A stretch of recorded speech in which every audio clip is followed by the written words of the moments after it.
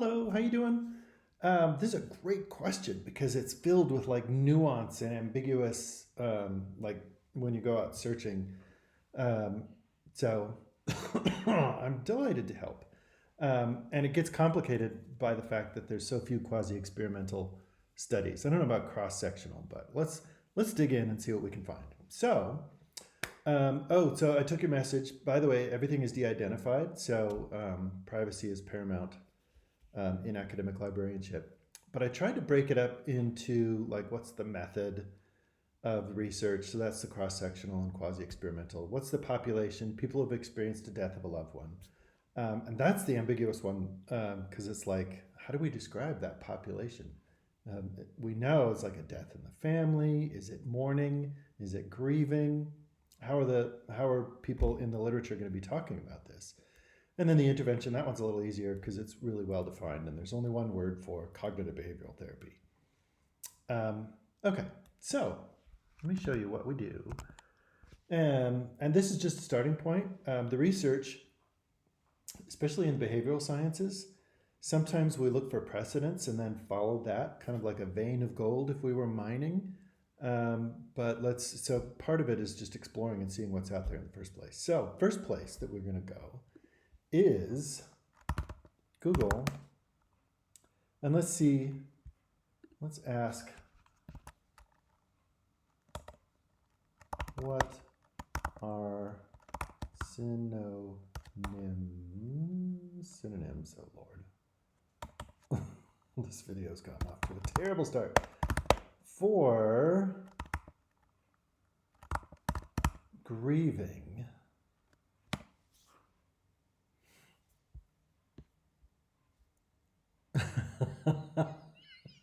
I like this one. Be sad.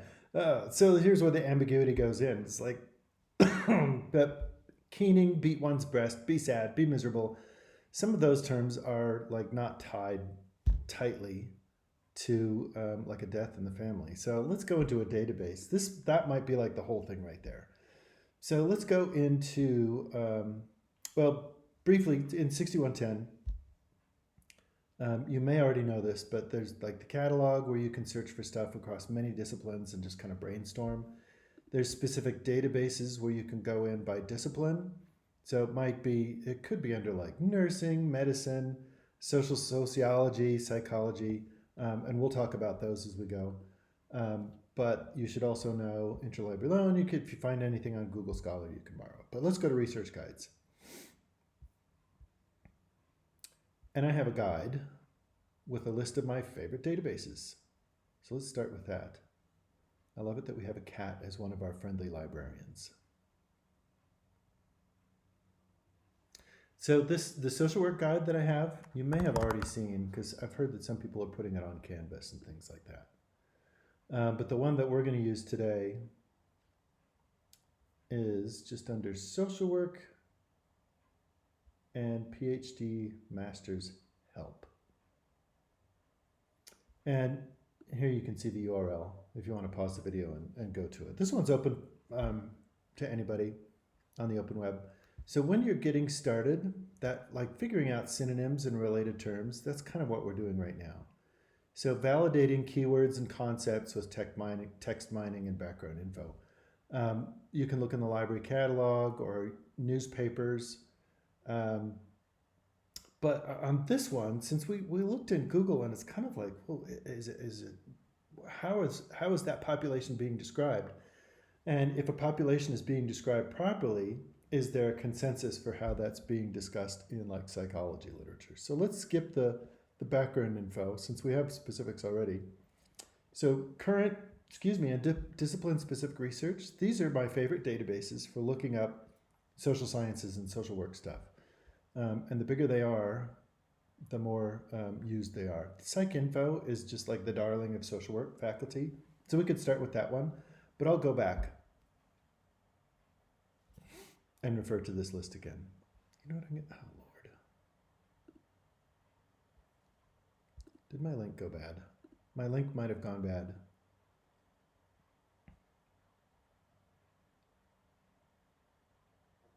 Yay, my link didn't go bad. Okay, I did a right click and opened it in a new tab.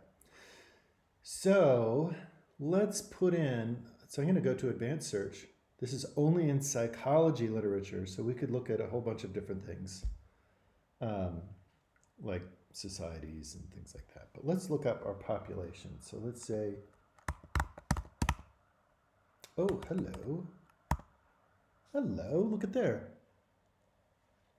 Grief or loss or bereavement. Oh, I didn't think of bereavement. Grief therapy. Oh, look at that. So that might be what might help us through our first problem. Is like, how do we talk about somebody currently? So like if somebody dies, there's like the people who die, and then there's the people who are experiencing the death of a loved one. So I like bereavement and grief and things like that. So let's do this one. Let's throw this in here. Excuse me. So what this means if you're unfamiliar with why I put the ors in between, there's a strict privacy policy in library databases, so it can't do smart searching or pull information from your cookies or IP address. So you can only put in like the textual characters. So if you can speak Spanish, Portuguese, Chinese, or Mandarin rather, or Arabic, you can put those characters in and find articles too. It's mostly English. But you have to put an or in between them because it's actually looking for this set of letters in that order. And then if there's an and, that means, okay, after you've looked up anything with grief or loss or bereavement or mourning, then I would like you to look up these things. But I'm going to shorten them a little bit and put them in quotes. So if you want more than one word to stick together, put it in quotes. And I want to put an or, because right now we're just kind of like guessing. And then I want to put study or survey, because they might call it any number of things, but cross-sectional. I wonder if they might be cross-section. Okay, in psychology, before we go into the EMDR or CBT, let's see what we get here.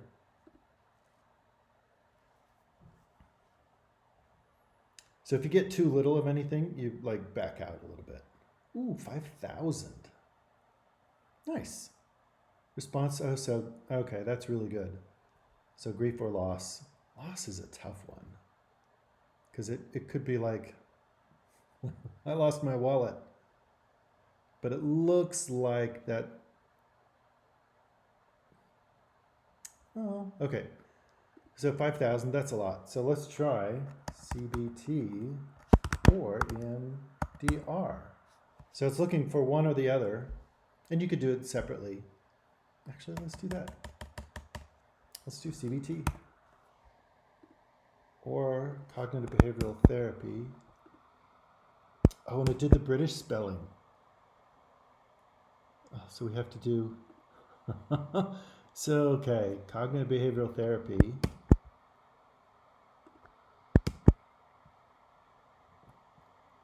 Or cognitive behavioral therapy. This is where the characters matter. Whew. Okay, so now we're just looking up CBT and iterations of spellings of that. So we know we got 5,000 of those first two keywords. Ooh, 27. Here's the problem that we've got also. If you have like a date range, this goes back to 1995. So if you're stuck looking at newer ones, you can do date by date newest. Sorry, my fan is going off on my computer. It must be struggling with these searches. Good Lord, that's a complicated one. Predictors. There we go. Oh, that's prisoners. There's insomnia. So this is what I would do. Oh, yay, here we go. Ding, ding, ding, ding, ding. This is, yeah. Oh, no, it's after. Okay, so you get to dig through at this point. But this should focus you into a lot easier to access things. But wait, there's more. Let's try the same search. So you could go back and do EMDR in this line and expand. But let's try to move into something else. So PsycInfo is really valuable because it looks at psychology, but it looked like one of those things was like return to work. So maybe let's look at public policy. I'm going to open up a new database for each of these, and I'll show you why. So is there like a public policy? So at the University of Utah, as a faculty member, I get, if somebody in my family passes away, of a certain level of my family, so like my grandma or a closer relative, then I get funeral leave if somebody should pass away. So policies like that are listed in things like this. So if like my pet dies, or if a distant cousin, then maybe I wouldn't get the funeral leave. So this is like the nuts and bolts of policy. Let's see what we have if they talk about interventions. Public policy also advises interventions for populations in like a city or in an area. So for example, if you have a shelter for people who are suffering from homelessness, then policies like this are informed in the same way that they do in psychology. Psychology is just kind of looking at what's going on, and this is kind of advancing it to like policy. Hey, there's 70. Oh yeah, look at the first title, cost effectiveness. This one has a lot of dissertations in it, so you'd have to narrow down the scholarly journals.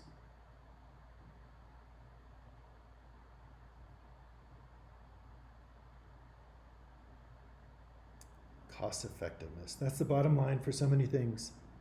Universal mental health interventions, systematic review. So that's another place to try it. I would also try education full text, because in the K through 12 system, there's a lot of money for research, and so there's a lot of great case studies and things like that. I don't know if they go as far as like quasi-experimental, but it's worth going into. These two are pretty good. Social science premium is pretty heavy with dissertations, so beware. EconLit, nah. CINAHL is extraordinarily deep, because we'll have people in hospitals, and the doctors are doing what they can at that like working on the heart valve. But then if a patient passes away, then it's passed off to nursing and other staff that are working with patients and patients' families, whereas the doctors seem to do less of that. So CINAHL always found good stuff in there. And since we're talking about grieving and death, incidences of that, where the point of contact might be greater in CINAHL. Try those and use the keywords that we looked at and mix and match with CBT and EMDR. Let me show you one last one. And save everything that you think is close, and that'll give you a deeper pool to narrow it down to, he said optimistically. At the last one, high-level systematic search tools. This is one where we can look across all the disciplines at the same time, but it's got a cool trick where you can look and see what the most important articles are because they get cited more. Have you ever used this one? It's fantastic. But it omits a lot of the lower level literature. So there might be quasi-experimental and cross-sectional studies that get omitted in this one. So this is just kind of like the greatest hits of academia. So I'm going to go into this one, and I'm going to put in the same search, and you can see the and is right there. Oh.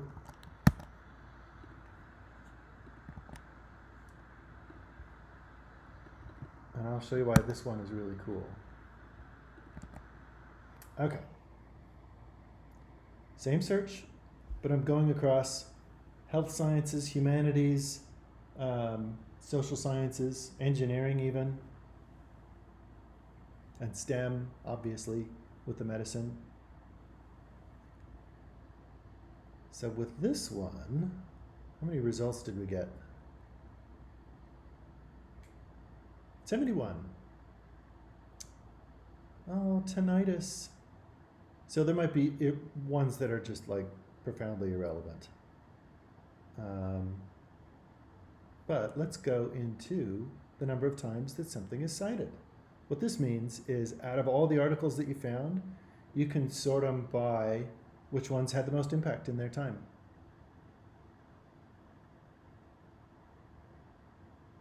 So there's weight loss, and it's an RCT, and it's been cited 216 times. Let's see if we can find one where they actually talk about our topic. Got binge eating, depression in elderly. Huh. Isn't that annoying that our grief or loss of bereavement or mourning is buried? What would happen if we just pushed it up to the title only? It might reduce our number of articles profoundly, but this might be a tack that we want to take in all of the databases. Let's see, article title. We're not going to have 71 now. Come on, more than 10.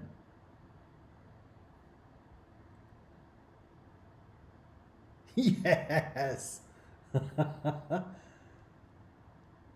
Oh no, I didn't think of loss as weight loss. Okay, so we found our first problem. Sleep loss, hearing loss. Oh, here we go. Do you know what ayahuasca is? I think that's a psychedelic. But let's see, let's read the abstract. Death of a loved one, interventions, 30 people, where, so it must have somewhere in here, if it's a cross-sectional or quasi-experimental. Okay, let's modify it one last time.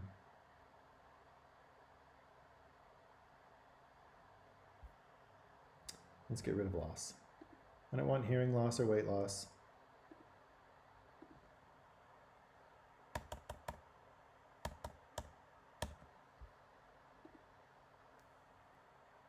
And it's looking in the article title. Now we're going to have much less than 16. Oh, 4, that's not bad. Here we go. I've seen this one in another database. Okay, cool. So if you find one that looks pretty good, you can look it up in Scopus. But here's the cool thing you can do is you can then go and see. So if you find one that's good in Scopus, you can go and see, since it was published in 2017, what articles exist that couldn't exist unless they cited this one. And that will help you expand.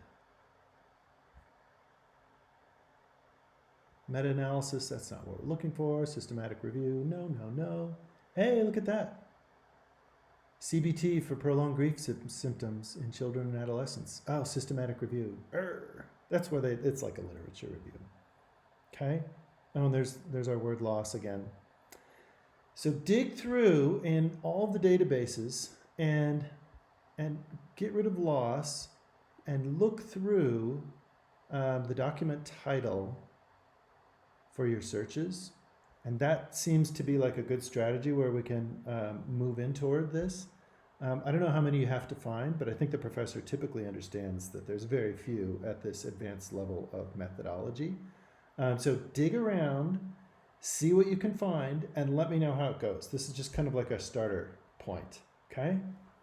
Sorry for the long video.